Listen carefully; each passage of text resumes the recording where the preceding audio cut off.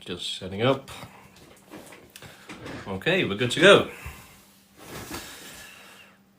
Yeah, been a couple of days since I last streamed, but ready to get back on it. So yeah, let's get more debates going today. As always, we're here to debate the end of all suffering and the fact that the only right thing to do is total ethical extinction for animals, humans, aliens, all sorts of life forms. Yes, sterilizing the universe is actually the only right thing to do. As crazy as it sounds, the sufferers need it. They're relying on it, they're depending on it. And yeah, basically what we have is not a good thing. We actually have life in the worst conditions possible. So that's the problem. It might be fun and it might be entertaining. You might enjoy watching animals kill each other in nature, but that doesn't mean it's a good thing, right? If you want drama and you want victimization and suffering, then good for you. But it's not actually good for those that are suffering. So yeah, mostly they just kind of get ignored and forgotten about, the sufferers. But that's wrong, that's selfish, that's not acceptable, it's not fair. So yeah, life should not exist where there's extremely unsafe conditions, unlimited risk of extreme suffering.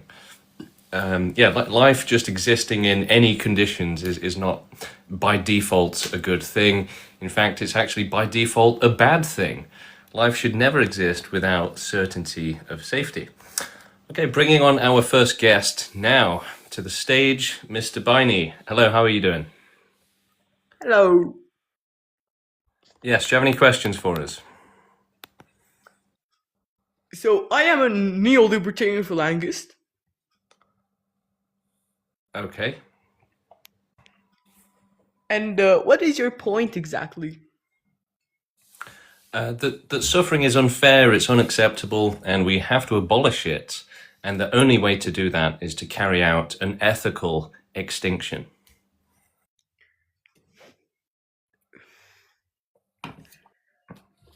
So yeah, I mean, what you are saying is we should end human race?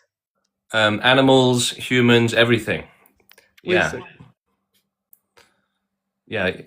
So life existing isn't a good thing by default, actually. It's actually a bad thing by default because it causes extreme suffering. There's no standards. It's the worst conditions, basically. So it should never exist without the best conditions, perfect conditions. Otherwise, it's unfair, it's unethical, and it causes extreme harm and extreme suffering. So yeah, we should put an end to that and make sure that life is not being forced and reproducing in extremely poor conditions. Okay, Mr. Biney, seems like you don't have much else to say, so we're going to move on to someone else. We have input user coming up next. Let's see what they've got to say. You've just gained a new member. Oh, great, thank you. Okay, that person has ghosted the queue, but we do have one more person in the queue right now. But yeah, looking to get more people coming up on stage. Let's get more people in the queue. So if you've got questions about ethics, morality, life and death, extinction, animals and humans, if you've got a curiosity about what's the right thing to do, what should you be doing, then come up on the stage and let's have the conversation. I am well equipped to answer all of your questions. Okay, so for anyone else who still doesn't know that much about extinctionism, the idea is simple, really, that if you care about life, then you don't want it to suffer, and you would also infinitely care about the suffering in comparison to how much you care about life existing. So if you have to, in order to help, in order to end suffering and prevent suffering, make life safe from suffering, if you have to remove everything, including those that aren't suffering at that particular moment, right? They could be the next moment. Then yes, it is the right thing to do. So most people have an extreme hang up on that. The idea of removing those that aren't suffering. seems like a crazy idea to them, and an extremely wrong, extremely evil thing to do. But it's a bit like causing a bit of suffering to end all suffering. It is the right thing to do. When you get an injection at the doctor, it hurts, right? But it's ultimately a good thing. So yeah, we should absolutely be willing to sacrifice those who aren't suffering in order to help those that are suffering. Okay, so that's kind of one of the main things that extinctionism is about. That's not the only thing, but that's one way of looking at it, basically. So, good morning, Portland, our number one troll. Good to see you in the stream. We're looking to get more people up in the queue, which is currently empty. So we need someone to volunteer. We need someone to come up and debate. Let's hear your doubt. Why do you think this is wrong, or do you agree with it? Let's hear what you think. All right, we've got someone coming up now. Secrets Rose joining us. Hello, how are you doing? Hi. Yeah, hi. Do you have any questions for us? I'd just like to know a bit more about this. Yeah, so it's a movement that started 3 years ago. It was started by a vegan activist who was doing saving animals, but he realized that it was like catching water coming out of a tap, that there was always going to be more suffering. And he was thinking, well, preventing is better than treating. So how do we prevent all of this extreme animal suffering? And he realized that the only way was with total extinction, and that it was the right thing to do, that protecting and preventing suffering was infinitely valid and the right thing to do, even if it meant removing those who aren't suffering. And how do you plan on doing that? So we're doing it by growing our movement, and the more people we get on board, the closer we'll get to actually carrying it out. We have to grow the movement peacefully until we have enough people to change the world, start running it ethically, and then start ending animal suffering to begin with. And then eventually we move on to humans. Okay, well, I don't have any debate on that. I guess it makes sense why you'd want it to end. But it's a long way to go, if I'm honest. Well, you don't know. It could happen a lot sooner than people think, and we have to give our best, right? Do everything we can, give it our all, and that's what we are doing to make it happen. All right. Well, thanks for talking. No worries, Rose. Thanks for coming on. And it could happen in our lifetimes, possibly. It definitely seems far off, but it definitely could happen a lot sooner, right? We're working on big projects. We're working on essentially AI to take over the world. We're working on genetic solutions in order to get more extinctionists out there so that we can take over the world. So we are working on lots of projects. We're not just doing videos to grow the movement, but that's one of the main things that we're doing so that we can get more people, more resources behind the project. You're Hello, how you such doing? your ugly ass up, bro. Your own dad don't like you, bro. Thanks for coming up. I appreciate the enthusiasm. Right, trying to bring on Jeff next if he'll join us. But apart from that, there's really not much of anyone else in the queue, so we are looking for more people to come up. Okay, we've got someone. Mr. Michael joining us now.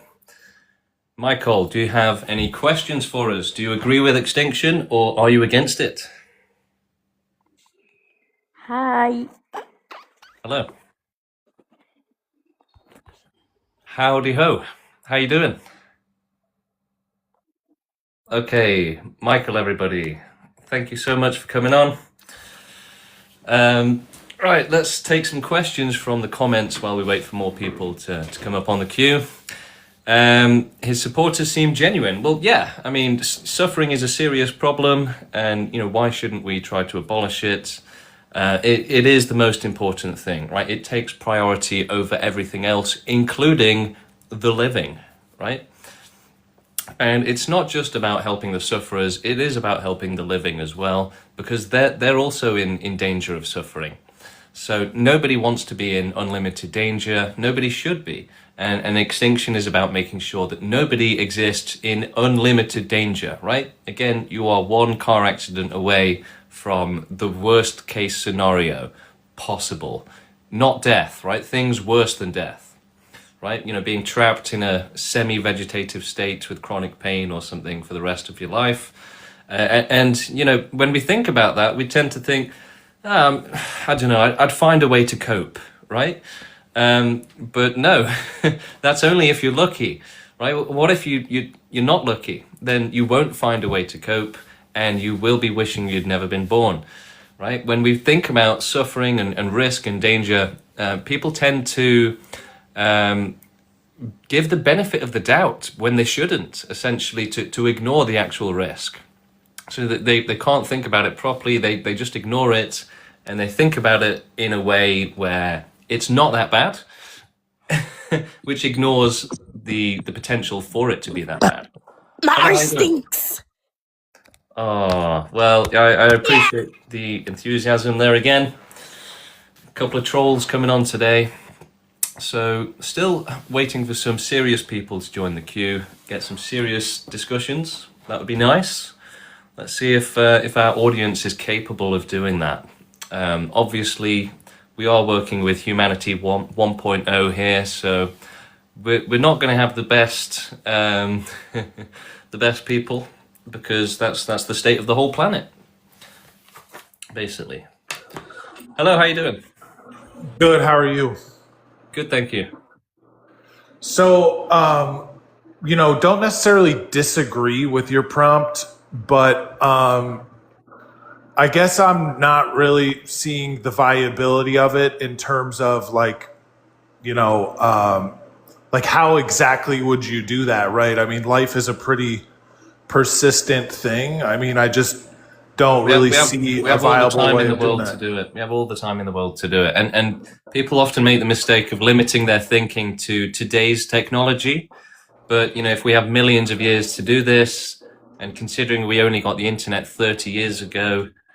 Sure, but my counter argument would to be that, all right, like, fine, let's say we came up with a way to sort of eliminate all currently existing life, and fine. But like in millions of years, don't you think that life would kind of weasel its way back in? I mean, no, we should prevent that from happening. But I think what I'm getting at here is like Earth and its location in the universe is like in the Goldilocks zone, right? Like life. Yeah, but again, we have millions of years to do something about it. It won't be that long. I'm just curious, like, how actually would you do it, like, specifically? I'm just curious. Yeah, but that curiosity is misplaced, right? It's like if someone proposed curing cancer, you wouldn't say, but what would the cure look like? I'm curious, right? That would be a very frustrating question to be asked, I would imagine. Well, I'm not sure cancer is the best example just because it's... I think it is a good example, right? We're relying on future science in the same way that those that are trying to cure cancer are doing the exact same thing. I guess I'm saying it's different in the sense that like one cure would work for one cancer, but it's not going to work for all of them. Well, look, you're not thinking about this properly, okay? Again, we have millions of years to do it, and we can already come up with very easy and basic examples that already prove that it's extremely practical and possible, such as an artificial moon, which would freeze the planet, basically, make it just like another lifeless planet in space. And we already have the technology to do that, right? So yeah, no, I'm just trying to understand. I'm just curious, what would that look like? Well, an artificial moon that creates a permanent eclipse, right? That's kind of like the level one of thinking about this, right? We can probably do a lot better than that, but that honestly, that seems like that. All right, well, no, that was it. I was just kind of curious about that, how you would do that, but I guess that would be one way to do it. But all right, no, that was kind of it. I was just kind of curious about how. That's all. But it's not as much about the specific method. It's about trying to find a method, essentially, in the same way that to cure cancer, you don't know if you're going to do it, but you have to look for a way to do Gotcha. it. Yeah. No, I see what you're saying. But all right. Well, no, that was it. I was just curious about that. But you kind of answered that, so that's all I really have. Mr. Rogers, thank you for coming up. Appreciate you coming on. All right, let's see. Do we have anyone else? We have a couple of trolls in the queue. Levi, how you doing? Yo, good, just tired and I have to study for my exams, but alright. Not the point. I'm just wondering, what's up with all the makeup in your videos lately? Yeah, I just thought I'd try something new, see if it gets any views. Oh, it's just for the views. Yeah. Okay. Okay, sure. No, I was just wondering Van them, but it's not like you're coming out of the closet or something. No, I was looking at the filters and I turned it on and it looked really funny. So I thought, hell, this could make for a good video. And I did get 30, 40,000 views from doing it. So Okay. yeah, I've still got the website and still advertising the movement. And yeah, it gets people joining the Discord. So I'm always trying new crazy things. And yeah, it doesn't matter if it looks crazy. If it works and it grows the movement, then that's what matters. But don't you think like it's actually the opposite, because like people will just not even listen to your video and judge from, oh, it's a guy with makeup. Yeah. But we don't want people that are going to discriminate anyway, right? So it's good fair. at filtering out the sexists and the racists and all of the discriminators, because our movement is completely non-discriminatory. Of course. And relies on that, depends on Yeah, I know. And just what you just said to the other guy, like we have millions of years to do it, but it's not. That's not what's the word? But you want to do it way quicker, right? As fast as possible. But we still have millions of years to do it. If that's what it takes, then it's still the right thing to do. But if it ever will work, it's gonna be way quicker than millions of years, right? Well, you don't know. I mean, on Earth, it would be very quick, right? Hundreds of years, maybe thousands. Like in the big picture. Yeah, for the universe. For the rest of the universe, we've got loads of time. But even on Earth, right? Let's say that we do an artificial moon or something like that. 100 years later, we could say, actually, we've got something better now. Get rid of the moon. We're going to do something different. We're just going to throw it into the sun or something. So we've got millions of years to keep improving our, extinction to make it more and more thorough. Yeah, and just one more thing. I was just thinking about extinctionism, and like the hardest thing to get extinct would be like microorganisms, right? Like the smallest of the smallest of beings. But is that really necessary? Because they don't really suffer, right? They don't have they don't experience suffering. So they can evolve again to suffer. But yeah, it certainly helps that they probably don't suffer, and that they're not top priority. We can go after those that do suffer before we go after the microorganisms. So it's a good thing that it's not so urgent. It's going to take them a long time to evolve. That gives us some time, but we should absolutely try and eradicate them if we can. Yeah. Yeah, but won't it be more efficient to just leave them and leave that up to, like you said, robots and AI and things like that? Yeah. And we just leave them. Yeah. Yeah, no, but like we leave them and they do it because they can't evolve if there's a active system trying to kill everything, So won't that be way faster to extinct all bigger life? Yeah, and I mean, suffering? absolutely. The plan is to leave it to AI, and then humanity can end. Right? As soon as possible. But if for whatever reason, if we can't rely on AI and robots, then we would have to continue doing it ourselves. Yeah. Yeah. No, okay. Thanks for following me back, by the way, and that was it. All right, Okay. thank you for coming on, Bye. Levi. All right, loads of more people in the queue. Let's get Alexander on next. How are you going to stop future life from evolving by being thorough Hello. with science? Hello, how you doing? I'm doing good. I was just thinking, what about in the future when humanity might become an interplanetary species and there is no suffering anymore? Would that not be the final point? Kind of. Yeah. Yes. If there's certainty of safety, then it's okay. But if that doesn't happen, if we don't create certainty of safety, then extinction is still 100% preferable.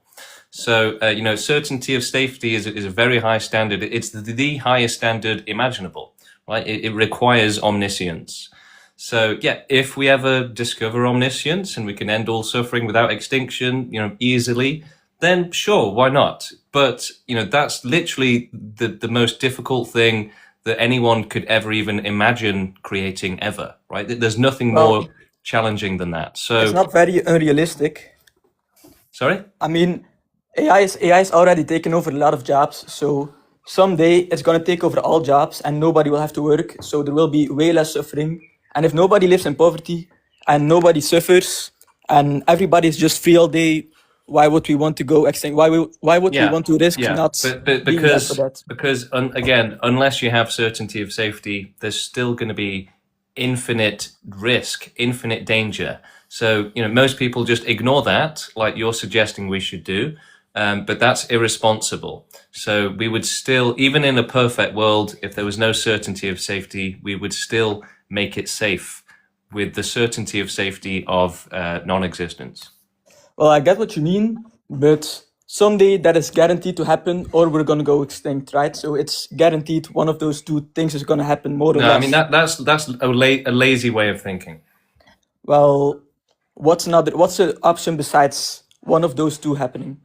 Well, you're saying let's just not think and it'll just happen one day in the future, so forget about it. No, I'm saying we should all work towards that instead of just killing ourselves. Well, no. Again, just saying, it'll happen eventually in the future. So, no, that's not the right attitude. We should say, we have to make the change ourselves. We have to take action and do activism today. But we're already on our way to that future. Yeah, but again, that's being lazy, right? That's saying leave it to someone else. That's being lazy. I don't want to be insulting, but I think it's lazy to say. Okay, Alexander is trying to say it's lazy to take action, so you're finished, you're done, right? He's trying to say the less lazy option is to do nothing and to leave it to someone else. Clearly, he's living on a different planet where things work in a completely upside down way. Good for him, living in opposite land, but that's not the reality on Earth. Hello, Mr. Thinley. How are you doing? Hello, good, thank you. How are you? Good, thank you. Do you have any questions for us? Yeah, I have questions. Okay, let's hear them. Like, how do you achieve total extinction? Like, there are lots of people who enjoy this life. That's got nothing to do with the other thing. Those are two separate things. So we do it forcefully, so that even those who love life and love making others suffer, we get rid of them as well, so that they don't suffer and they don't make anyone else suffer ever again. Is this the only way out? Like, yeah. All right then. Okay, thank you for coming on, Mr. Thinley. And yeah, we've had several guests today now say, yeah, I have absolutely no counter argument to this. Fair enough, right? In fact, I would say that's probably happened more today than we've had people disagreeing. So yeah, we've got a lot of support today and a lot of people saying, yeah, I can't argue against this because it is correct. Hello, how you doing? Hello. I was just wondering, how are you going to kill every human, like to end their suffering? However, the fastest way possible. So ideally, it would be painless, but if it has to be painful, then that's still better than the alternative of not doing anything. But how are you going to get people on your side to make themselves? Yeah, so we're growing the movement with activism. That's how it works. And we've got lots of people from around the globe, around the world, joining the movement and agreeing to help us carry out extinction. Okay, that sounds like a plan. But what about those people who don't agree? And Yeah, well, they're going to be a problem, but in the same way that when we're doing animal extinction, the animals might run away, they might, be scared of us, they might try and escape, thinking that it's the right thing to do because they're just afraid of, what is actually best for them. Yeah, humans are probably going to have to run away as well. And yeah, we're going to have to hunt them down, round them up potentially, and yeah, forcefully make them go extinct. okay. Yes, that's what I was wondering about.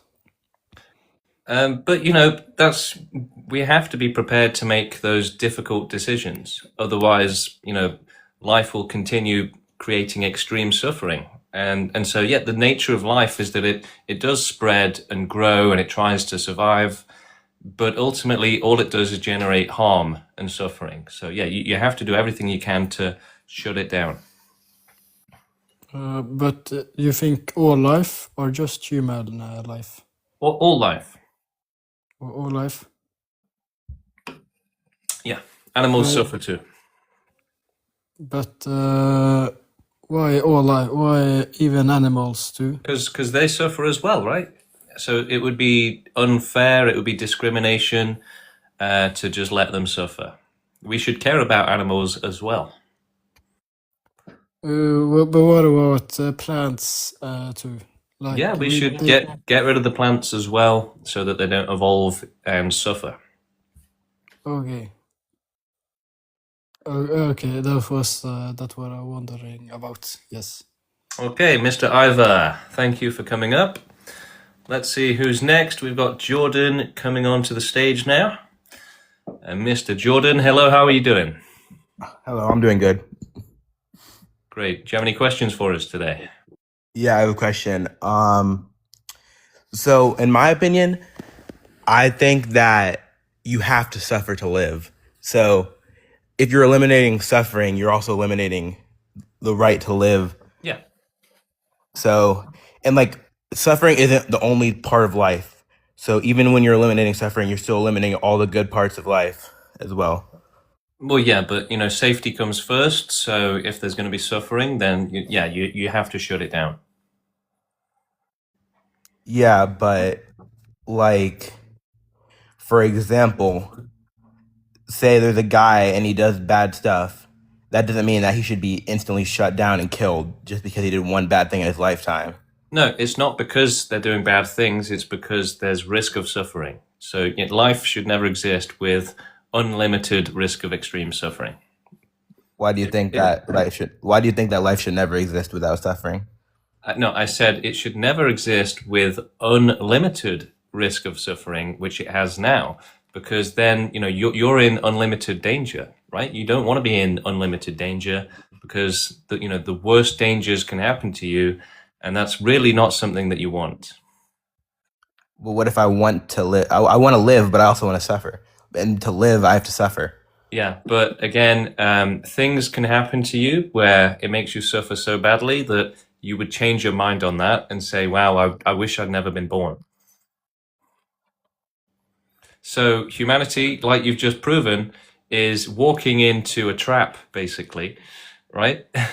They've been programmed by nature to not care about themselves suffering, which is actually against their own best interest. So what evolution in nature did, instead of going in your best interest, it went in the best interests of reproduction, which directly goes against your best interest, because now instead of serving you, nature has made you into a slave for reproduction so that you're willing to suffer terribly for the sake of reproduction, which is absolutely against your own best interest. You'd be better off being safe and not existing in unlimited risk of extreme suffering. But isn't the whole point reproduction? Well, exactly. You're proving That my is. point, right? You've been programmed by nature to just care about reproduction. You're a nature slave, basically. You've been Yeah, enslaved by nature. every animal is in some sense a slave to nature because we were created and evolved from this. Like we're all part. Like the whole point is to reproduce. I'm glad you're proving my point. Yeah. No, our consciousness is what's telling us that we should abolish all suffering. Our biological purpose is to reproduce. Yeah. What's your point? Like you're saying that we should suffer, but the whole you're No. working against. What are you talking about? Are you? What I mean, planet no, do you no, never want? mind. I'm saying we My should bad. end suffering. No, you're saying we should end suffering by killing everybody. Well, that's how going else? against- How else are you going to do it, Jordan? Well, you're not gonna do it. That's Why? it's Okay, impossible. Jordan. It's impossible. You're not coming out with any serious arguments here, Jordan. I think you're finished. I think you're done. Sounds like you're really struggling and getting desperate. So we're going to move on to someone else now who is still at the start of their tether. We'll see how long it lasts before they get desperate as well. But Grayson, hello. How are you doing? Not too bad, you? Good, thank you. Sure. So, this position doesn't account for the people that are actually flourishing. So It does account for them. Yeah, it does account. So the people who are flourishing, we need to, in order to actually achieve the ending of suffering, we have to create mass suffering. Well, you see, even those who are flourishing are still in danger of suffering. So it's helping them as well. Incorrect. How? Yeah, sure. So if if you're saying that person who is currently flourishing it isn't possible that they can actually encounter some sort of suffering, a temporary suffering, such as, let's say, cutting their foot. Oh, so that's the only suffffering. Like, Grayson, No. thank you for proving again that humans are incapable of thinking about suffering in a responsible way. You know, Grayson, the limit of his ability to think about it is, a little scratch on your foot. That's the only danger that he thinks exists in this world. I didn't say that. That's very interesting, Grayson, but there are much worse things out there. Of course there is. I'm not saying that. I'm saying it is possible that a person can develop cancer. They could something in their family could pass away. Something tragic can happen. Now, there's like a uncountable amount of things that can occur. Sure. Okay. How does that account for the people that aren't going to experience suffering? Because again, the only way to make sure that nobody suffers is to have nobody. So the thing is, right, you've got two things to consider, right? Humans do not make responsible decisions for their own safety. So, if you let them do it, then they're going to end up in situations where they're suffering, and it's bad for them, right? We shouldn't let them make bad decisions where they do end up suffering terribly without realizing that that's what they're walking into, because they've been programmed to not be able to make responsible decisions in this respect. And you think that death is a harm? Well, I think dying can be painful, yeah. But if you think death is bad, then extinction is your best friend, because there'll be no more death. Yeah, but you're just taking a very pessimistic approach to the world. People don't hold to this position. It's not a pessimistic approach. It's a responsible approach, an ethical approach that says that we should protect life from suffering. So you think that in a utilitarian sense, that this produces the best outcome? It's the only right thing to do. Yeah. Okay, and for the people, I asked this question before, for the people that do not agree with this position, what do you say to them? Go and live your life, right? Don't worry about it. But if you were in charge, you would kill them. Well, again, we would do animals first, and that would probably take at least hundreds of years. So nobody has anything to worry about necessarily. I mean, it could happen. Yeah, maybe it could happen in our lifetimes. Can you just say out loud? Yes, we would do it. We would do it. Yeah. Gotcha. So if you can just say out loud, so if you were to have the ultimate say, you would kill all the animals and then kill all the humans. Are you being serious? Well, the thing is that you're ignoring the sufferers, right? So for many of them, it will be a massive relief. Here's the major problem. Okay, it's actually the biggest problem here.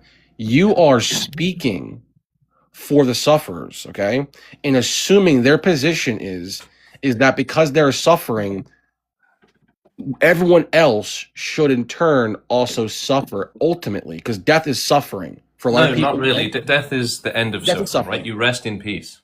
No, because death, in order to kill everybody, they would have to suffer, and But, nobody would but hold it what would they suffer though? psychologically, physically. How are you going to kill them all? Yeah, but You're going to hunt them again, down? they're not going to suffer anything compared to what they'll be protected from suffering. And they're gonna have a natural death anyway, Grayson, which would be way worse than the euthanasia, right? So your argument completely falls apart. Wait, sorry, say it again. Euthanasia? Yeah. But this position doesn't fall apart with that. No, because humans. Okay, well, listen. Well, if you're saying that extinction causes more suffering, it doesn't, right? It actually causes way less suffering. It gives you a much nicer passing than the natural passing that you otherwise would have had to suffer through terribly, right? Which often takes years of agony. Yeah, no, dude, no. So, I mean, negative utilitarianism isn't the answer. This isn't negative utilitarianism. It is. You're reducing suffering. Well, I mean, you can call it whatever you want, but that's not what we're calling it. If it isn't negative utilitarianism, you're not saying that you're basically saying reducing suffering is more important than increasing happiness? Yes or no? Yeah. That's negative utilitarianism. Okay, well, I don't care what it is. Because under your interpretation, suffering is the greatest moral bad, right? Yeah. So, and a world with no conscious beings has no suffering. Yeah. Okay, so therefore, just eliminating all conscious beings, they just eliminates all the suffering. Okay, yeah, this is like I've heard this before. What is this called? Also, it's called like benevolent world destruction. I've heard these before. It's crazy. Because the problem is that you've yet to say why someone else's. The people who are suffering. You want me to say I don't care about their suffering, but I do. Why can't I care about their suffering while also being able to flourish myself? You're holding the position that suffering is the greatest moral bad. How is suffering a moral bad? It isn't a moral action. It's a product of nature. No, you're denying it moral consideration by saying it's just something to do with nature. That's unethical of you to do. Is an external force causing them to suffer? Or is it a product of nature? But just because it's nature doesn't mean it's good or okay or acceptable. No, because you're calling it a moral bad, a moral action, okay? If something is morally wrong, there has to be a rational agent actually making the decision, okay? No. Nature doesn't not really. Nature doesn't we can say that animals suffering is bad, right? If a person is killing an animal, that could be a moral bad thing, yes. Right, but the thing is, I'm going to kick him out now because he's using morality as an excuse for selfishness, right? He's saying, well, look, morality says that I don't have to care about them, right? My morality scroll says, actually, according to this line, paragraph 3, section B, I don't have to care about them and that we shouldn't care about them. What does your morality scroll say, right? So that's not how it works, right? You're using it as like a rule book to limit your selfishness.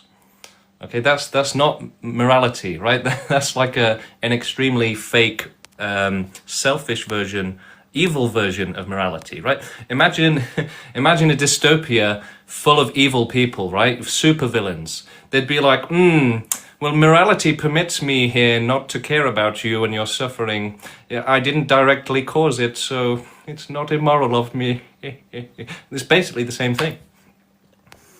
All right, let's see who we've got next. We've got Ellie coming up next. Ellie joining you up now. Hello, how are you doing? Do you have any questions for us? Okay, you're done. You're out of here. Moving on. Let's see who we got next. We have Leonardo20 beaming them up. Leonardo. Hi, can you hear me? Yes. How you doing? I'm okay. So I guess you consider yourself like an antinatalist or something? No, antinatalism is a self-defeating ideology where they'll breed themselves out of existence and leave the world to sadists, basically.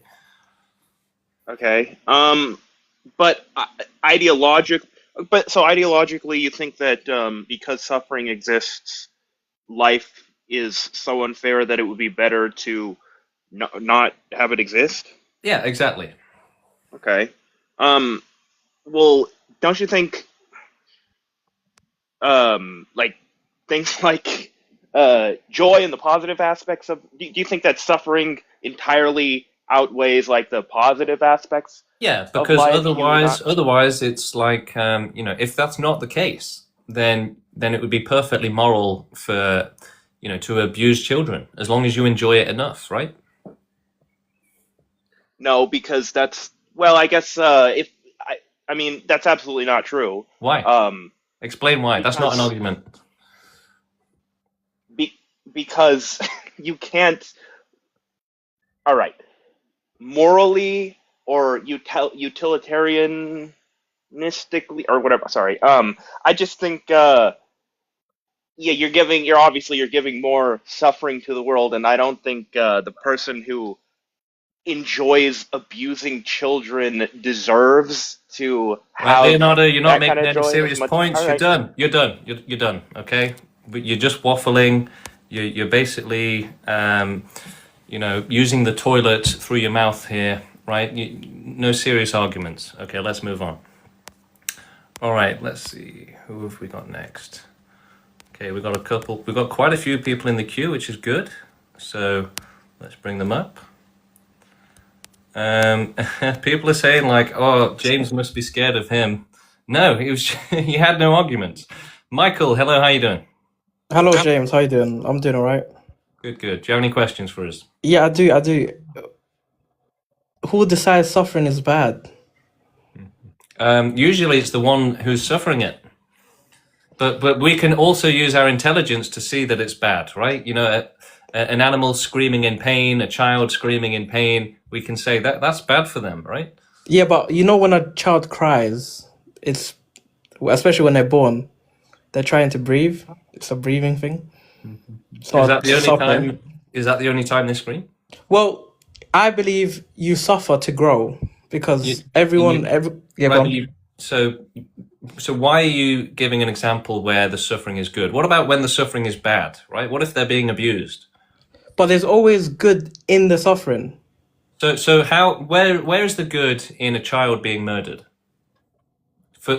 I guess the murderer enjoys it, right? So would you count that as good? No. Why not? But If we should only care about pleasure and not suffering, then why is it not good for someone to enjoy murdering a child? what about if the child grew up to have a very horrible life? But if well, I think they did, right? Because they got abused and murdered. Well, that doesn't make it right, but it doesn't make it wrong either. So it's not bad, right? It's No, as long as the murderer enjoys it, it's okay.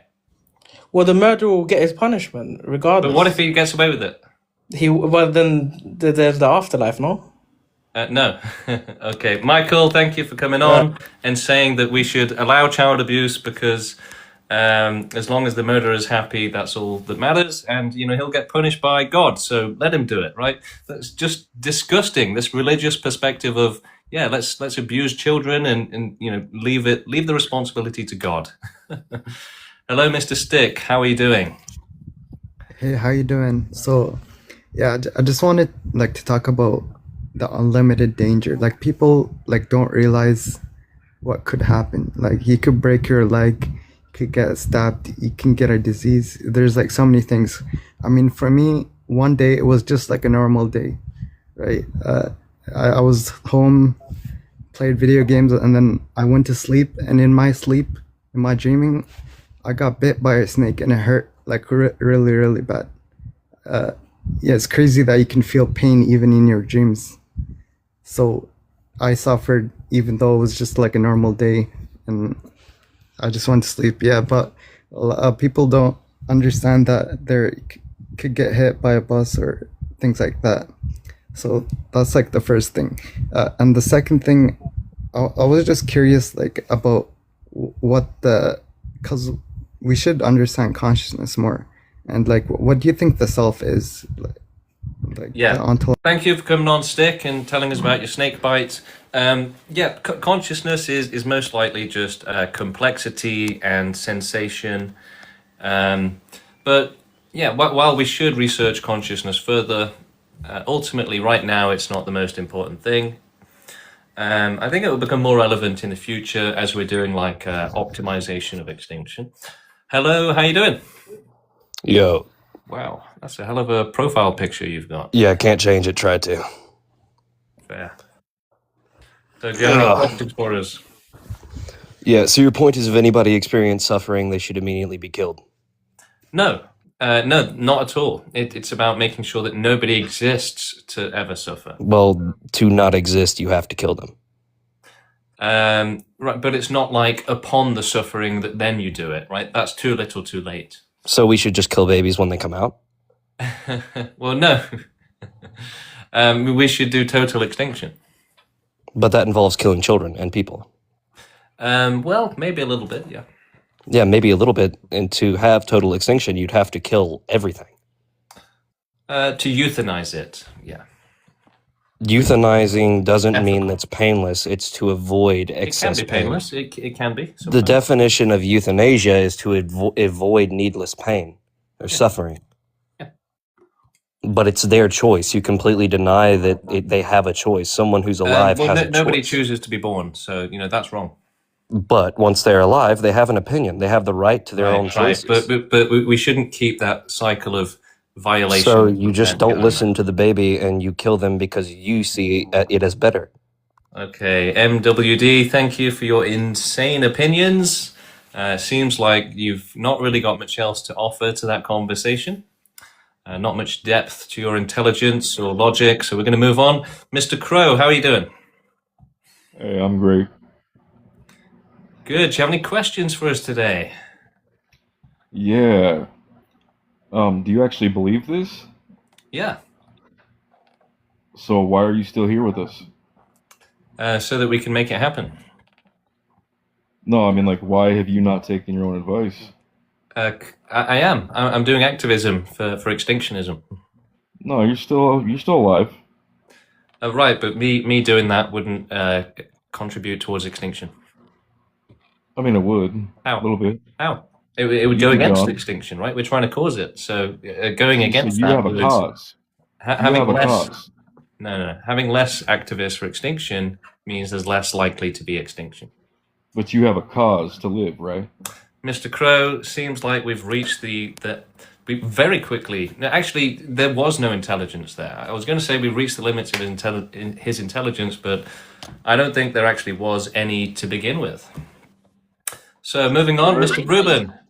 This is a genuine question. If you think you're pro-extinction, and you think all life should die, like, why don't you do your part and like kill yourself? Because that does nothing to help with animal extinction, right? It does nothing.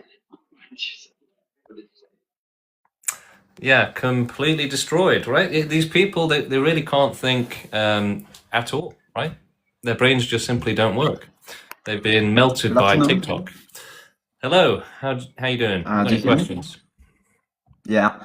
I've got a question. Do you want to save Earth or destroy it with all life? Well, we want to use Earth as our base for R&D for universe-wide extinction, but yeah, potentially we could destroy Earth sooner rather than later. Okay, so do you want to make every person on Earth to join the movement? Yeah? I mean, that would be nice, but we don't expect that to be possible. Yeah, I just think that like 90% or more of the whole population support life, and probably think only some media or governments may influence it. I think it will be... They've read the non-public manifesto. There isn't one. The only manifesto is on the website. Anyway, yeah, what were you saying? It may be really hard to influence people to join this movement. Yeah, but we have to try anyway. Yeah, And and I think we're also using genetics. So we've got people donating sperm to get more activists out there. So you can have thousands of children that way. That helps grow the movement. Okay, so do you think that we won't have time? Because in my opinion, in hundreds of years, people will go extinct, and not most of them will join it. No, I don't think humanity is going to go extinct anytime soon by itself. I think you have to do it actively, on purpose, because they're just too good at surviving. So, yeah, and yeah, it might take hundreds of years to get enough people for us to make extinction happen, or it could happen a lot sooner. So we're working on lots of different avenues to make it happen. And we will use probably, I mean, you will use probably every opportunity to influence people. Like if someone from the government will support you, or even worldwide, we may like deploy this influence in schools or universities. Yeah. Yeah. Well, that's all. Thanks. Great. Thank you for coming up, and consider joining the movement. You can find the link to the Discord on my TikTok profile, or you can Google search Abolish Suffering Discord. Okay, let's see who we've got next. Who will come onto the extinction zone? Few people. Let's see. Who will it be? Will they be pro-suffering or pro-safety from suffering? Emily joining us now. Emily, how are you doing? Good, how are you? Good, thank you. Do you have any questions?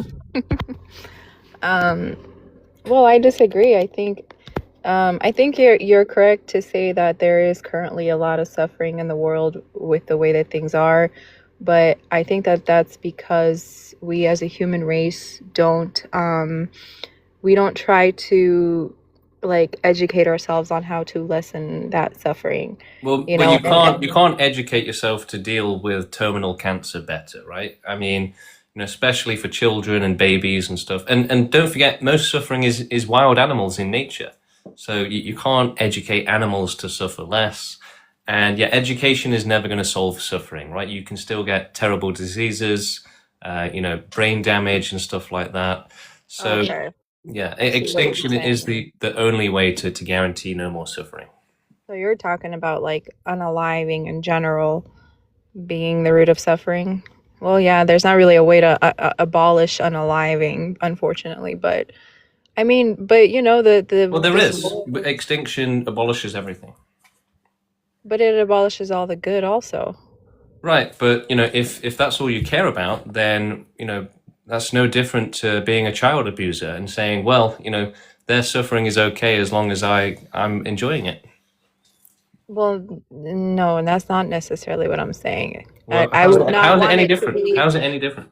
Well, you're saying one suffers, one benefits at the hands of another suffering. Yes, That's not what I'm exactly. saying. Exactly. I'm That's saying the that, current system. yeah, and this is what I kind of meant in the beginning was that like the current system is everybody in power. All they care about is like capitalism and wealth, and they don't actually care about human relationships and like human psychological health and Right, like but the real problem is that they don't care about life, right? They only care about themselves. It's not specifically what they care about or education. It's that they don't care about the suffering of others. maybe a few more thousand years in the future, we will evolve to be above this. Like maybe we will gain more emotional maturity as a species. Yeah, but And we shouldn't just leave things to chance, right? That's lazy and irresponsible, right? We have to take action and build a better world. I mean, well, I guess I just disagree with you on the fact that, like it should all be eliminated. Like I think there's good as well as bad, So like yeah, duality. but Duality is the thing again, that, Emily, that's the same, relationship and dynamic that a child abuser has with their victim. It's no, saying, that's not. That's but not the how is same it any thing. different? Because you're saying Because that as long as no, I'm enjoying it, then it doesn't matter I if you think suffer. listen. Listen, every individual person experiences good and bad. They have the potential to experience joy and pain. Well, that's And if yeah, pain but is a teacher, you keep on saying Emily, you a keep child on being abused to death and being murdered, right? The pain is not a teacher, and yeah, it's that's disgusting. It's horrible. disgusting that you think it is, right? It's Why don't we maybe stop the listen? Why don't we stop the child from being abused? Why don't we stop the right. abuser That's instead of unaliving everybody, including the the only way to child? do that, Emily, is with extinction. No, it's not. No, it's Well, not. okay. Well, so how are you going to do it? How are you going to make sure it You never happens? stop the bad behavior. How? That's the point of our whole How can existence. you stop animals from behaving badly? Not animals, but at least So for you don't care humans. about animals? That's nature. That's just the reality of what nature Emily, is. They you're feed each clearly other. not a serious person. You don't care about child abuse. You don't care about animals. It's just nature. Screw them. Let them suffer. Okay, you are a terrible person, right? You should be locked up and kept away from society. All right, let's see. Okay, the queue is currently in need of fresh volunteers. So, if you'd like to come up to the stage and give us your questions, give us your debate, let's hear your take on it. Now's the chance to hit that button and come up. In the meantime, we can take some comments from the chat. Timothy says, Emily wants promagic.com. Right, well, yeah, but I bet she's not willing to lift a finger to make it happen. You know, they'll give us advice and say, no, don't end suffering this way, end it that way, in an unrealistic way. And it's like, okay, and what are you doing to pursue that avenue? And they say, well, nothing, but you should stop what you're doing and do it. Which is just silly. Okay, let's see who's next. We've got SES CEO coming up. Hello, how's it going? Yo, man, you're chimping out, bro. You're chimping the fuck out, bro. Okay. How? Okay, no counter argument, no logic detected. Moving on. We'll throw that one in the bin. Clearly a defect. Hello. Mr. Monochrome. Oh, hi, yes. Yes, all antinatalists are cowards and scumfucks. I agree. Yeah, well, no, you're an antinatalist No, I'm because not. you want No, I'm to. not. Yeah, you wanted to end life. You're I'm talking not about an extinctionist. That's antinatalism. No, Fuck yourself. antinatalism. And Google it. Look up antinatalism. Right? It's about not having a kid. Right? So this is a very different thing. Very different thing. And yeah, antinatalists are lazy. They are selfish. They do nothing and then pretend to be heroes. Right? You know. Oh look, everyone! I did nothing. Won't you applaud me? Right? That's not good enough. So once again, we are appealing for people to join the queue so that we can have some more discussions and debates. We need more people to find the courage, find the bravery deep down inside and come up on the stage. Hello, how are you doing? What's going on, my man? Interesting debate or discussion. So where do you have some discovery or information that bring you to this conclusion, which you say is better for humanity? Total It's destruction. not just humanity, but for all types of life. So, like I said, what kind of discovery do you have that tell us that total destruction of everything is the solution to end whatever suffering or enjoyment? Because life's already as it is, already figured it out. There is no eternal suffering in this life or eternal enjoyment. No one can be suffering for so long before they die. Seemingly, when you can enjoy forever. Okay. Let's calm down. Okay. So where's this come from? Well, as humanity has advanced throughout the ages, our ethics and morality have advanced as well. And so is our technology, right? And technology also influences ethics. So now we can see much more easily that extinction is possible. So now it's actually a realistic solution, much more easy to see that it is realistic and possible. That's one of the reasons why extinctionism has come about now, because it seems much more feasible. And so people can get on board with the idea much more easily. But where has it come from? It's come from advancement and progression of ethics and morality, and saying that life is unfair and it's wrong. And why is this taken so long to come about? Because evolution basically limited humanity, made it difficult for humans to think ethically and responsibly. And as society has progressed, all of the pressure and competition, you've got university, you've got to study really hard to get a job nowadays.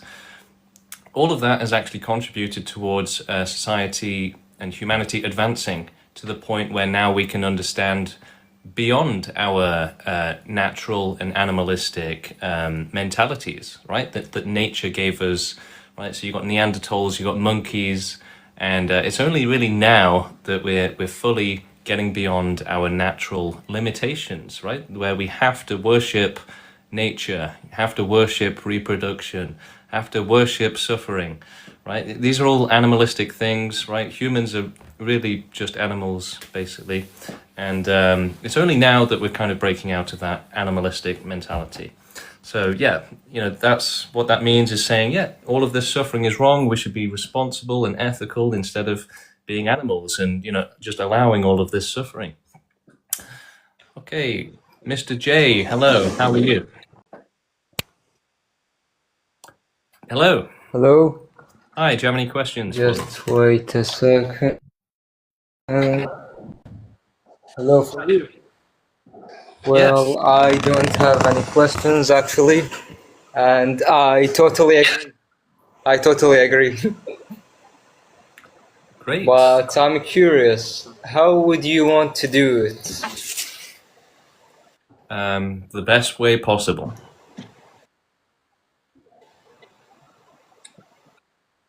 Right, we have to find the best ways to do it. There is really no best way possible because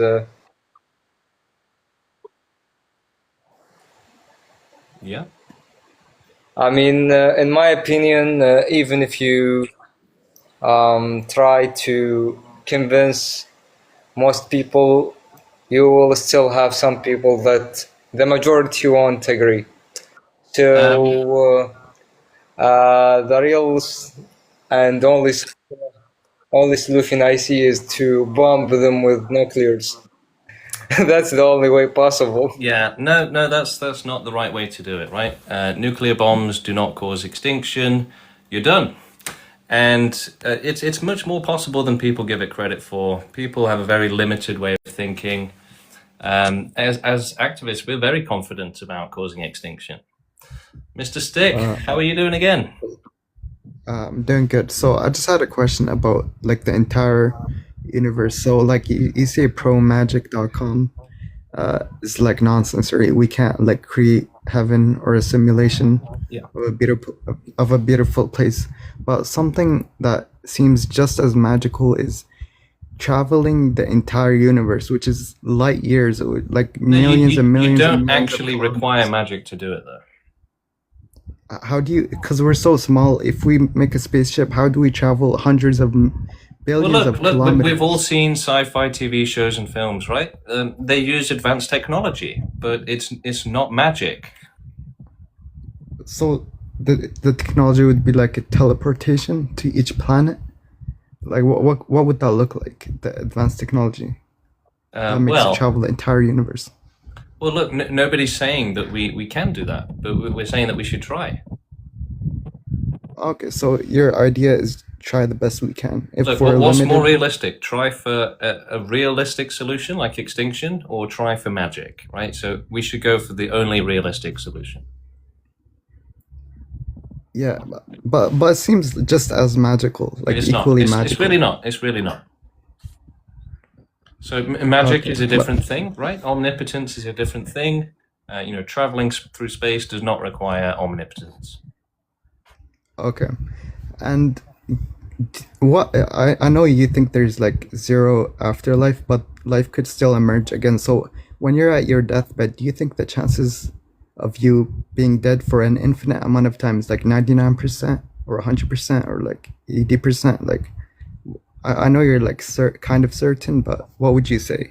It doesn't have to be like a theistic afterlife. It could be like an atheistic afterlife. Well, even if there is an afterlife, but anything could exist, right? So we just have to operate in a rational, sensible way where we have to assume that the world is the way that we see it, essentially. So we can't overly, worry about things that might hypothetically exist, even though there's no evidence for it. Yeah, yeah. Well, I was just like, you personally, like, how confident are you that there is no afterlife? If you could just put a percentage, just like a guess, I guess. Yeah, like over 99%. Okay, okay, yeah, makes sense. All right, and last question. So, are you like afraid of aging and getting older and dying? Just you personally, do you think that's like scary? Like, what's waiting for all of us in the near absolutely. future? Yeah, for sure. 100%. I mean, if you look at the ways the average human dies, it's like either a disease or some people like S-word, like checking out. It's or horrible, yeah. like heart. And all the it's people scary. saying it's fine, they're not going to think that when they are suffering through it, right? They're going to wish they've Yeah. never been born. Yeah, the people who are happy, they're happy now. Like, wait, like 5 years when they have like brain cancer and they're on their deathbed, they're no longer going to be the lucky ones. They That's won't it. So consider there themselves. aren't really lucky ones and unlucky ones, really. Everyone is going to suffer terribly, realistically. There's going to be very few people that won't benefit from extinction. Yeah, we're like on a train that's gonna crash. We could like that's our future is hitting a wall because aging is like you're and trapped you know in a what? body. The thing is, even if you solve aging, right, you cure aging, right, that's still not good enough. Extinctionism is about understanding that there's infinite suffering and infinite risk of suffering, right? That you cannot limit the risk of suffering to yourself, even in a perfect world where everyone's happy, right? As long as there's still unknowns, then there's still unlimited risk of extreme suffering. You just simply can't limit it. So that's why we say that omniscience is the only standard, right? It's the only way that life could be technically safe if there's certainty of safety. You cannot have that without omniscience. Yeah, and the more time you spend alive, the more you're exposed to harm, and the less you're alive, the less you're in harm's way. Yeah, I mean, life is kind of long. It's like 80 years, so that's like an ocean of exposure. I mean, it could have been worse. It could have been like 500 years, like the lifespan. But do you think life is short or long? Long. Yeah. All right. Thank you. That was my questions. All right, thank you, Stick, for coming up. Good questions. Okay, we have someone else in the queue now, finally. So bringing up Artsy next. Artsy Fartsy, hello. Hello, how are you?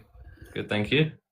Yeah, I sort of get your point, but I just have some questions about certain things. Okay. What about people that want to live and want to enjoy life and are okay with suffering? Well, the problem is that they don't understand the risk of suffering that they're in. They've evolved to be ignorant to the risk of suffering, like specifically. So they have specifically evolved to not be able to make responsible decisions for their own safety or the safety of others. Right. Okay.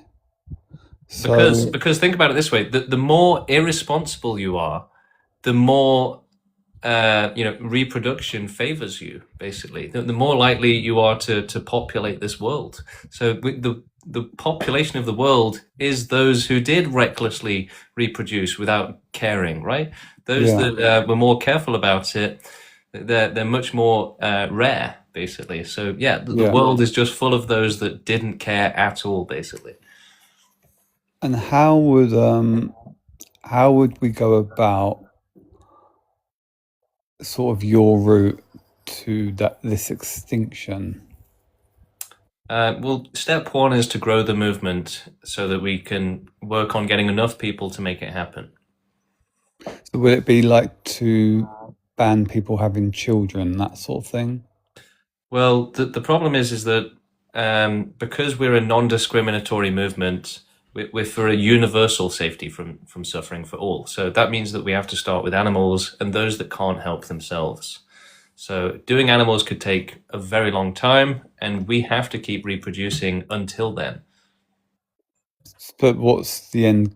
So you're not worried about ending human suffering? Oh, we are, but we should do animals first. So that didn't answer my question. What do we do about?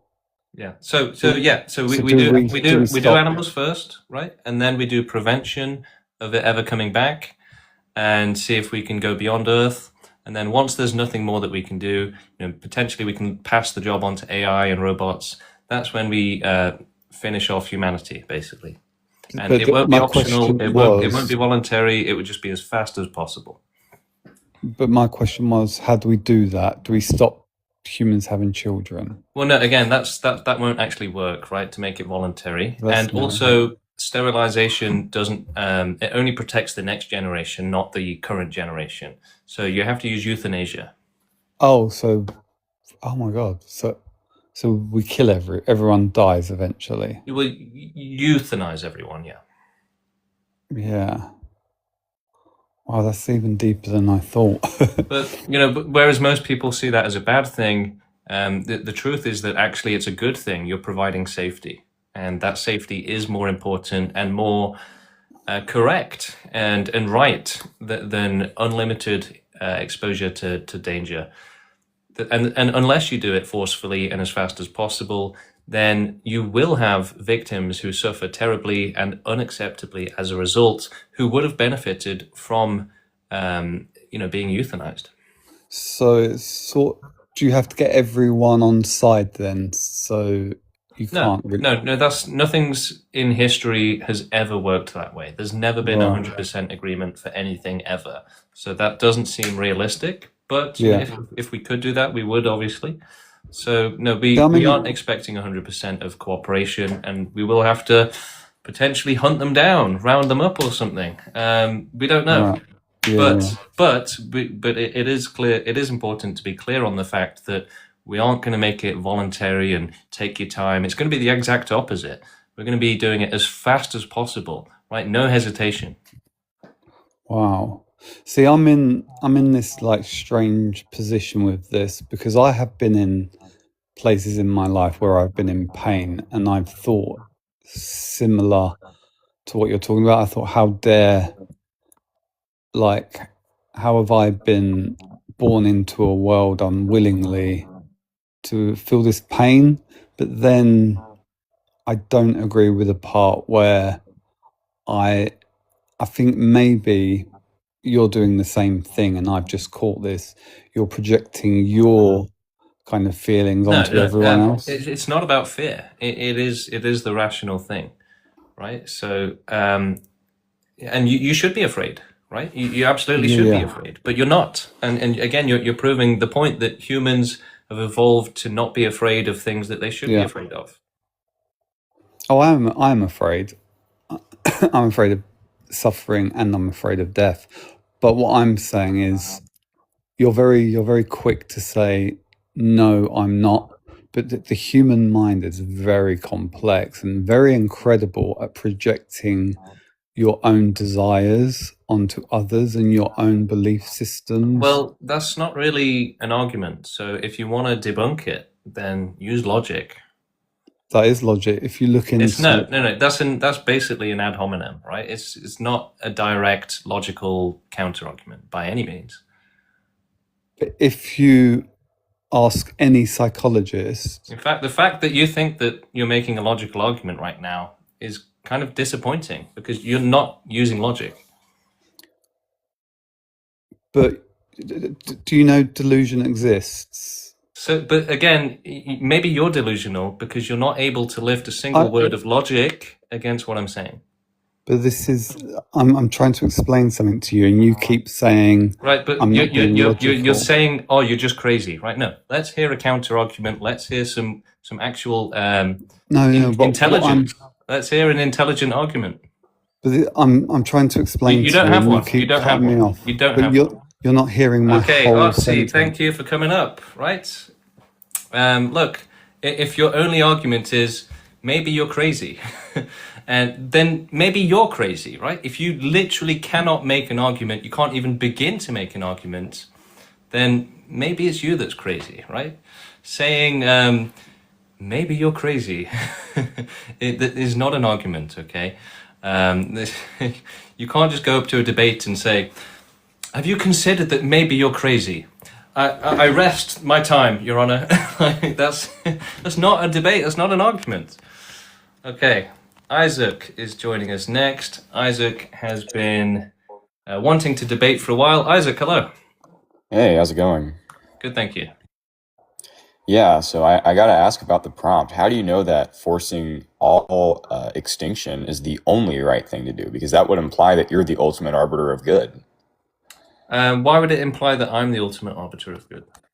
Well, because I think that one thing is the right thing to do, you think that another thing is the right thing to do. I don't see what standard you're appealing to make the claim that it's the only right thing to do, I should say, that forcing total extinction.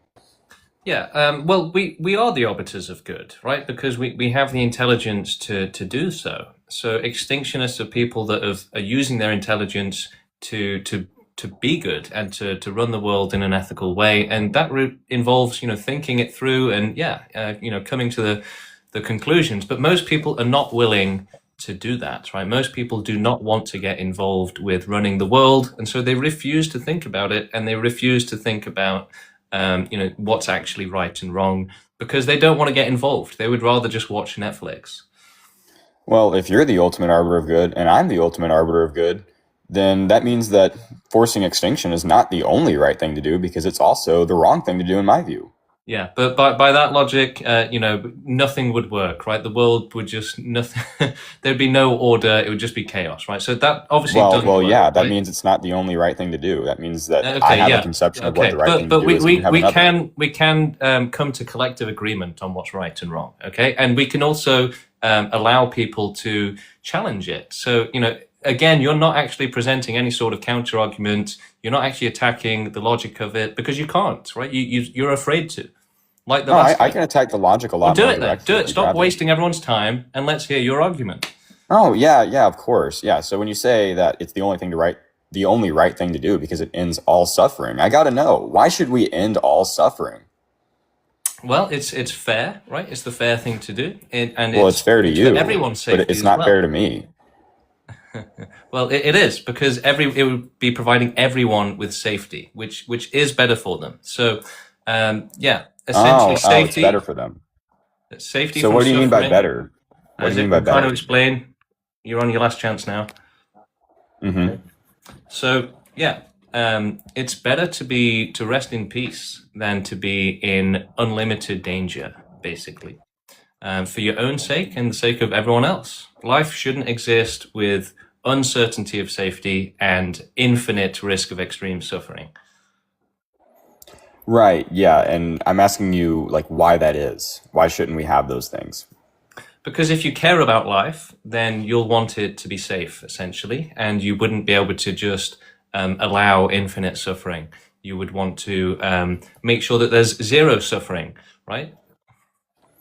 No, that's not the case, because obviously I don't want to forcibly end human extinction.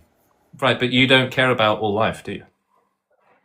Not necessarily, no. Right, so that's it. You can't make proper decisions and correct decisions, responsible decisions for others if you don't even care about them. Then you're never going to do what's truly right for them. Well, what's interesting is I don't think you actually want to end all life either, because you would agree, right, that to have a capacity for suffering in the first place, you'd have to be sentient, right? Okay. Yeah, so you wouldn't want to end the lives of plants and stuff, because they can't even perceive suffering. But they can evolve to suffer. So yeah, it has to be thorough, which means total prevention. Oh, so you think it's going to, whatever organisms are left behind are going to evolve into humans? No, I never said that. But animals suffer as well, so they could evolve to be some sort of animal, or potentially even humans. Who knows? No, because plants are in a completely different domain, or sorry, excuse me, a different kingdom than humans. But So it's if you better follow safe. the It's evolution better safe order, than that's sorry. just not the case. It's better safe than sorry. Well, you do realize, like, according to the principles of evolution, which I still reject, by the way, according to the very principles of evolution, plants cannot evolve into humans because they're not in the same order. Right, but evolution could start again from the beginning. Well, then why are we even bothering to force all extinction? Because abiogenesis could just happen again, Well, and no, then we start the chain can over. we can try and prevent it. That's the whole point. And even if it does come back, right, it's still better to help those that we can help instead of doing nothing. But yeah, we should absolutely try and do everything in our power to prevent it, for as much of to basically sterilize the entire universe if we can. Well, okay, got you. So you would want to have like nuclear No, everything that nuclear way. bombs are not physically capable of causing extinction, so they're not an option. Well, okay, what would you have to use to do that? Science, right? We have to develop the methods. But for example, we can already start immediately with animal extinction, right? You don't even really need new science to do that. We can start removing the animals very quickly, very easily, and then just basically work our way up from there. Okay, yeah, but you realize, like, we don't actually have a working method to extinguish all life other than nuclear missiles. Well, again, nuclear missiles wouldn't work, so that's not an option to begin with. Okay, and yes, we do realize that we don't currently have an existing method to do every single last life form, but in the same way that you wouldn't tell someone not to try and cure cancer unless they've already got the cure for cancer, that would be silly, right? Then we also have to try and make extinction possible as well. Well, nuclear missiles would work because the United States has enough missiles to blow up the world like 3 times over. No, well, Isaac, you're incredibly misinformed, okay? The last asteroid to hit the Earth had the power of over 1 billion nukes, and we don't have anywhere near 1 billion nukes. And so even with 1 billion nukes, the power of 1 billion nukes, that still didn't cause extinction, and, life came back very easily, right? So we have to be much more thorough than that. The asteroid was concentrated in one area, so if you don't have to take nearly that many nuclear it still has missiles. 1 billion nukes of power with it, though, right? Exactly, yeah, but it was all concentrated in one area. So if you spread it out all around the world, it would actually, you wouldn't need 1 billion nukes. I don't know. I mean, you look at Chernobyl. Life is thriving there. So yeah, nukes are not a realistic way to do it. I mean, well, Chernobyl was literally one power plant meltdown. This is besides the point anyway, because I don't even want the nuclear thing missiles is, to blow up the entire world. But the problem is, right, we wouldn't use nukes, okay? At least not to begin with. The thing is, we have to do animal extinction while researching universe-wide extinction. So Earth will essentially be the base for R&D for some time to come. And yeah, maybe we'll say, okay, we can send off AI and robots and they can start colonizing the solar system and we don't need the Earth anymore. But we can't just immediately nuke the planet, right? That's not an option, basically. And look, I will concede, maybe somehow nukes will be used at some point in the future. But it doesn't matter, right? It doesn't matter what the method for extinction is. Extinction activists are people that say, yeah, we'll be able to find a way. When there's a will, there's a way. So the method isn't important. Trying to obsess over the method now is irrational when we need to just grow the movement and make it possible to find the method. how can I trust you not to unalive everybody else on Earth and then just be the last person and then just enjoy the planet for yourself? I mean, like, I don't know. I guess you can never have omniscience, right? You can never have certainty. So you just then why would I ever agree to the movement? Right, but if I can't because trust you? you're setting an impossible standard, right? If that's how you live your life, let me see your ID, police officer. Okay, here it is. How do I know this is real? I'm not going to go with you to prison, right? You can't live your life that way. You're a ridiculous person if you do. Okay, that makes sense. And I still gotta know, right? Why? Here's my problem with it, right? If you could ensure that the most amount of suffering anybody would ever experience was like stubbing their toe, would you still want the human race and all life to be extinguished? Well, yeah, I mean, if we can create certainty of safety and certainty of a good life and it never going wrong ever, no possibility of it going wrong, then sure. But the thing is, that's not realistic, right? We can go after magic like that, promagic.com, or we can go after the realistic solutions, right? Extinction, euthanasia, it's existed since sticks and bones, right? Sticks and, stones, right? Yeah, but I think it's actually a lot more realistic to say, hey, we can use other ways to reduce suffering than to say we're going to forcibly end all life. It's literally the most unrealistic thing imaginable to say that we can create certainty of safety without extinction, right? It's literally, there is nothing you could even suggest that would be less realistic, okay? So creating I didn't say certainty of safety. Yeah, but engineering omniscience, right? Omniscience is required for certainty of safety.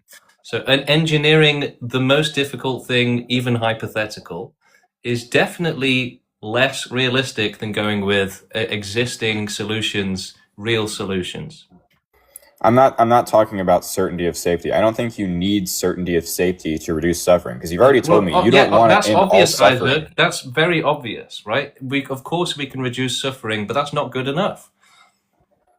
Okay, but you told me that if the most amount of suffering anybody would ever experience was stubbing their toe, you wouldn't want them dead. Yeah, but again, to have certainty that that would be the only suffering, then that would require omniscience. Okay, well, I got you then. So you think that there are certain types of suffering that are worse than stubbing my toe, right? Okay, Isaac, thank you. If that's the limit of your argument, like, hang on a minute, are you saying there's suffering out there that's worse than stubbing your toe? When did this happen? At that point, you're done, okay? Like, you're finished. Your irrationality has overwhelmed you. Okay, moving on. We have Costa coming up next. Hello, Costa. How you doing? Hey, how are you doing? I'm doing good. That's interesting debate we're having. Then it begs a question of perspective of suffering, right? Like, for instance, when you went to school, when you were growing up, right? Did you suffer when your parents told you to go to bed? It was a form of suffering. Yeah. Muscle has to be stressed. Muscle has to suffer in order to become stronger. So suffering is actually not a bug. It's a feature of our evolutionary process. In order for us to develop, like this cell phone you're holding in your hand, right? Yeah, but that doesn't mean it's good. That doesn't mean it's good, right? Do you like your cell phone? Nature is the opposite of good, right? Do you like your cell phone? Do you like your cell phone you're talking on right now? We're communicating through it, right? It was achieved through lack of this ability. Yeah, it was achieved through abuse, but that doesn't mean it's good. Well, here's the thing. You and I, we're using it, right? Yeah. And we're communicating through it, through this means of. So what I'm getting to is suffering for one person is not suffering from another. And for instance, in BDSM, this sexual Yeah, Costa, that's a ridiculous argument. Most people suffering are not doing it for BDSM, okay? That's just stupid. No. We're taking it to the extreme because you just took it to you're taking it to the extreme ignorance, right? Ignorance. You just took it to the scale of the universe. You're ignoring the real suffering going on. You're trivializing it, saying suffering is only in the bedroom. Like, that's just stupid. This is not what I said. You just missed the whole argument. It is, Costa. You're done. You're done. Okay, you're done. You're finished, right? If your argument is that only suffering happens in the bedroom and everyone enjoys it, then you're done. You're finished. Right? That's a ridiculous argument, and we're not going to platform that level of insanity. Riley, hello, how are you doing? Hi, James. I'm good. Can you hear me okay? Yeah, how are you doing? Do you have any questions? Yes, I did. So I'm really, really loving looking into the total extinction movement. And I just wanted to ask if it's, not derailing the live too much. What are the biggest rebuttals you get to your argument, and what are your main answers? I mean, obviously, I don't know. I feel like it's pretty self-explanatory, even just watching the live and understanding the way people are comparing suffering, and it's inherently unjust. Yeah. Well, one thing you can do is you can watch my YouTube channel where I upload all of these streams. So there's 62 episodes now, hundreds of hours you can watch. But in terms of the main arguments we get, I suppose that the main one the most common one is, but what about all of those who are happy, right? You can't, they think it's unfair to get rid of happiness and joy just to end a little bit of suffering, basically. And that's kind of the main fantasy that people have. They live in a bubble where they think that the world is mostly good and that there's just a little bit of suffering, and so it's okay.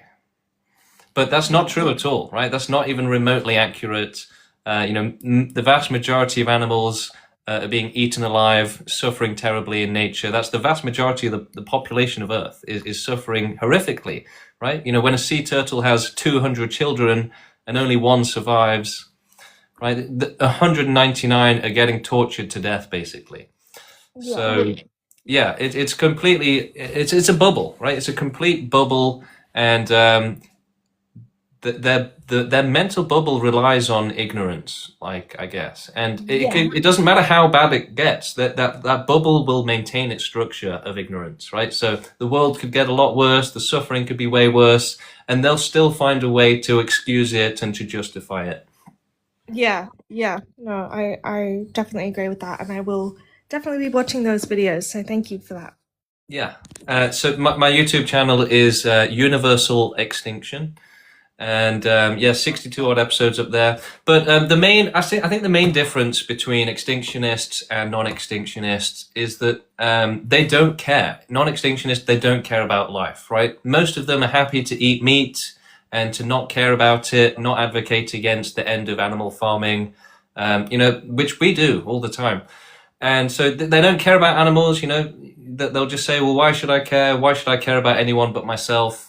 And so it's a very, very animalistic mentality. It's very much us against the world, but because that's how animals developed in nature, right? It really was them against the world, right? Every single animal, even of your own species, couldn't be trusted, right? They could steal your food, they could, do whatever. So it was very much survival had to focus on yourself, and so. Yeah, humanity has still got that holdover, basically, where they're animalistic and they can't care about others because they've evolved to have to only care about themselves to survive. Because the world was that dangerous. It is that dangerous, right? Before we had civilization and hospitals and everything, you had to be absolutely ruthless, otherwise you would die, right? So that's what was favored in evolution.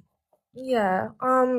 Just tailing off that, to what extent do you feel that the majority of humanity is acting out of lack of education as opposed to willful ignorance or willful self-preservation? I mean, it's willful in a sense, right? They can't actually control what they're doing. They can't help it in the same way that animals can't help being animals. But I think that, so, for us, our experience shows that it comes down to genetics. All of human behavior comes down to genetics. And part of that is that there's a whole host of sort of irrationalities that are embedded in the human brain.